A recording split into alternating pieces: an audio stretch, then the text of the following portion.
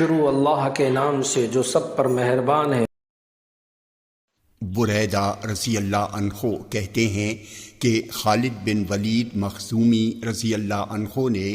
نبی اکرم صلی اللہ علیہ وسلم سے شکایت کرتے ہوئے کہا، اللہ کے رسول، میں رات بھر نیند نہ آنے کی وجہ سے سو نہیں پاتا ہوں۔ رسول اللہ صلی اللہ علیہ وسلم نے فرمایا، جب تم اپنے بسترے پر سونے کے لیے جاؤ تو پڑھو، اللهم رب السماوات السبع وما أضلت ورب الأرضين وما أقلت ورب الشياطين وما أضلت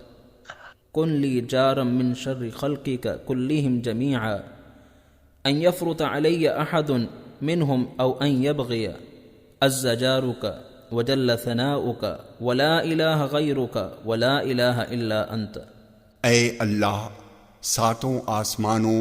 اور جن پر وہ سایہ فگن ہیں ان سب کے رب، ساری زمینوں اور ان ساری چیزوں کے رب جن کا وہ بوجھ اٹھائے ہوئے ہیں، اور اے شیاطین اور جنہیں انہوں نے گمراہ کیا ہے ان سب کے رب، اپنی ساری مخلوق کے شر سے بچانے کے لیے میرا پڑوسی بن جا، تاکہ ان میں سے کوئی مجھ پر نہ ظلم و زیادتی کر سکے اور نہ ہی بغاوت و سرکشی کا مرتکب ہو۔ تیرا پڑوسی باعزت ہو اور تیری ثنا و تعریف بڑھ چڑھ کر ہو،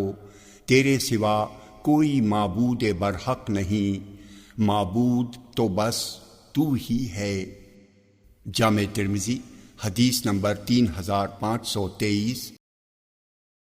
اللہ تعالی ہمیں ان احادیث مبارکہ پر عمل کرنے اور اپنی زندگیوں کو سنوارنے کی توفیق عطا فرمائے۔